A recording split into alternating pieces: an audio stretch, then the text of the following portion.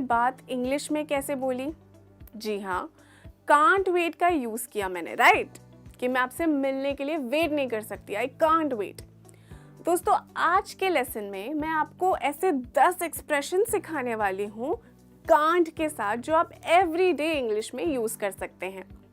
दोस्तों, ये एक्सप्रेशंस आपको फ्लुएंट बनाएंगे और आपकी स्पीकिंग इम्प्रेसिव भी लगेगी इनको यूज़ करके, I am sure.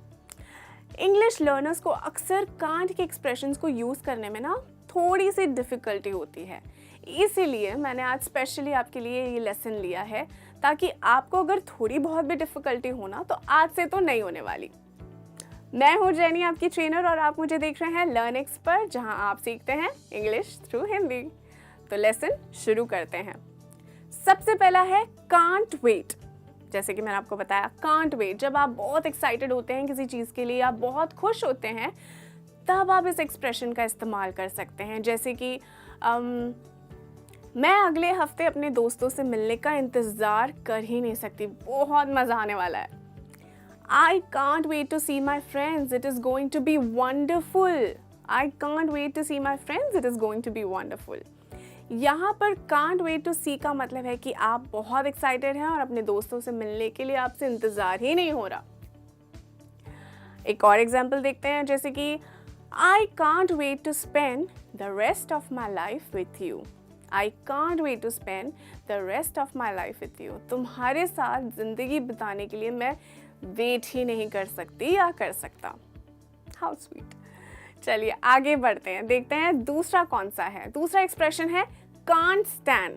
Can't stand. नहीं, इसका मतलब ये नहीं है कि आप खड़े नहीं हो सकते, बिल्कुल भी नहीं। कांट स्टैंड का यूज़ तब किया जाता है जब आप किसी चीज़ को या इंसान को पसंद नहीं करते, क्योंकि आपको इरिटेशन हो रही है या फिर आपको उस चीज़ से गुस्सा आता है।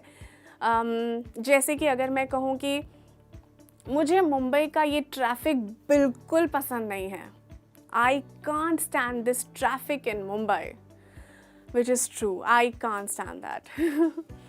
मुझे ये बेवकूफ़ी बिल्कुल पसंद नहीं है, मुझे ये बेवकूफ़ी बिल्कुल पसंद नहीं है। होता है ना, कई बार हमें पसंद नहीं आता, तो आप बोल सकते हैं I can't stand this nonsense, I can't stand this nonsense.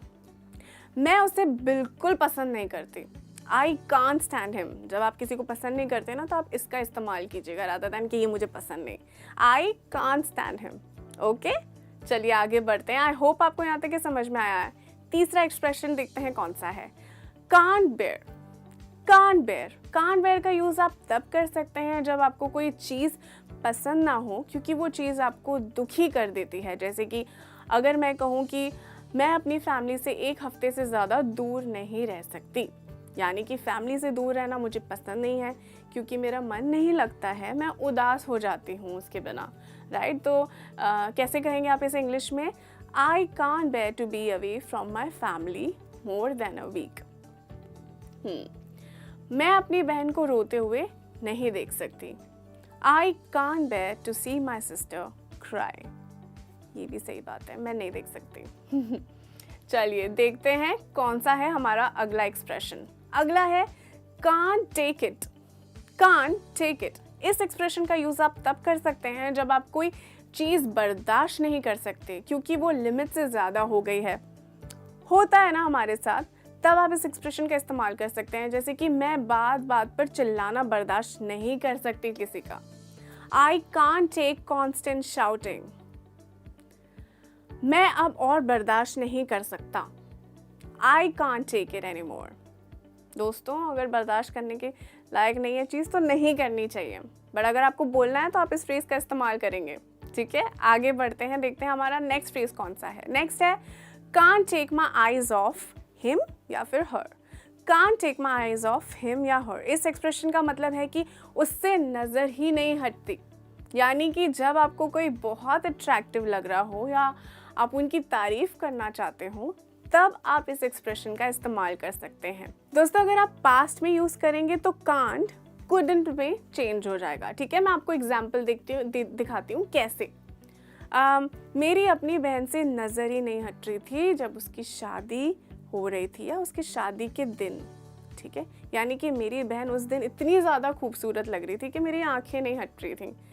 I couldn't take my eyes off my sister at her wedding. उसकी अपनी वाइफ से नज़र ही नहीं हटती, वह अपनी वाइफ से बहुत प्यार करता है. He can't take his eyes off his wife. He loves her so much. ठीक है दोस्तों, यहाँ तक के समझ में आया. काफ़ी रोमांटिक है, आप अपने पार्टनर के लिए यूज़ कर सकते हैं बिल्कुल. चलिए आगे बढ़ते हैं, देखते हैं कौन सा है अगला एक्सप्रेशन.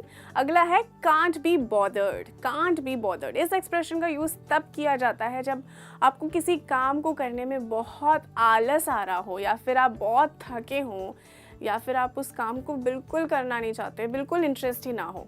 ठीक है, जैसे कि मैं अपने आप को परेशान नहीं कर सकती कपड़े प्रेस करने के लिए. I can't be bothered to iron my clothes. I can't be bothered to iron my clothes. मैं अपना मेकअप करने के लिए परेशान नहीं हो सकती. I can't be bothered to make up my face. दोस्तों ये तब होता है जब आप बहुत थके हैं, कहीं जाना है और आप नहीं करना चाहते, राइट? दोस्तों अगला एक्सप्रेशन है can't win. can't win. इस एक्सप्रेशन का यूज़ आप तब कर सकते हैं जब जीतना कभी कभी मुश्किल होता है. कभी कभी आप कुछ भी कर लें ज़िंदगी में, आप जीत नहीं सकते क्योंकि वही होता है जो होने वाला है, राइट? तो आप इसे कैसे कहेंगे? Sometimes no matter what you do in life, you can't win. एक और एग्जाम्पल देती हूँ. Once he is under suspicion, he can't win. एक बार वो शक के दायरे में अगर आ गया तो वो जीत नहीं सकता. दोस्तों होता है ना कॉम्पिटिशन्स में, अगर आपने कोई चीटिंग कर दी और अगर आप शक के दायरे में आ गए तो जीतना तो भाई मुश्किल क्या नामुमकिन है, राइट? चलिए बढ़ते हैं, हम अपना देखते हैं कौन सा है अगला एक्सप्रेशन. ये है can't think straight. can't think straight. इस एक्सप्रेशन का मतलब होता है कि आप सही चीज़ सोचने की हालत में नहीं हैं और ना ही एक चीज़ पर ध्यान दे सकते हैं क्योंकि आपका दिमाग थका हुआ है या तो आपका दिमाग परेशान है और आप यहाँ वहाँ भटक रहा है. ठीक है, फॉर एग्ज़ाम्पल मुझे बहुत नींद आ रही है, मैं बिल्कुल ध्यान नहीं दे पा रही हूँ. I am so sleepy, I can't think straight.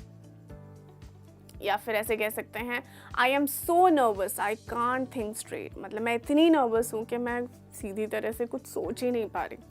दोस्तों नेक्स्ट है can't get someone out of my head. Someone में आप यू, हिम, हर जिसको भी डिस्क्राइब करना चाहते हैं लगा सकते हैं. ठीक है, अब इस एक्सप्रेशन का मतलब है बार बार किसी का ख्याल दिमाग में आना, यानी कि आप बार बार किसी इंसान के बारे में सोच रहे हैं या फिर किसी चीज़ के बारे में सोच रहे हैं, वो आपके दिमाग में एकदम बैठ गया है, वो निकल ही नहीं रहा. फॉर एग्ज़ाम्पल मैं तुम्हें अपने दिमाग से निकाल नहीं पा रही हूँ, यानी कि मैं बार बार तुम्हारे बारे में सोच रही हूँ. I can't get you out of my head. I can't get you out of my head. दोस्तों नेक्स्ट बढ़ते हैं, जो हमारा आखिरी एक्सप्रेशन है वो है can't get enough of something or someone. can't get enough of something or someone. इस एक्सप्रेशन का मतलब होता है कि किसी इंसान से या किसी चीज़ से दिल ना भरना क्योंकि वो आपको बहुत ज़्यादा पसंद है. फॉर एग्ज़ाम्पल मुझे ये चॉकलेट बहुत पसंद है, इससे मन ही नहीं भरता. I love this chocolate, I can't get enough of this. मुझे तुम बहुत अच्छे लगते हो, मेरा मन ही नहीं भरता तुमसे. I can't get enough of you. मतलब वो इतने पसंद है कि आपका उस इंसान से मन ही नहीं भर रहा है. आई होप दोस्तों आपको ये अच्छा लगा होगा. तो ये थे हमारे 10 एक्सप्रेशंस कांट के साथ. आई होप यहाँ तक कि आपको पूरा लेसन अच्छे से समझ में आया और दोबारा भी आप देख सकते हैं अगर आपको कहीं पे आप याद आ रहा होगा कि अरे जेनी मैम मैं इसका इस्तेमाल करना चाहता हूँ या करना चाहती हूँ, तो आप दोबारा देख सकते हैं.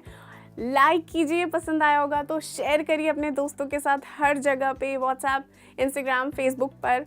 और इन एक्सप्रेशंस का डेफिनेटली इस्तेमाल कीजिएगा दोस्तों, क्योंकि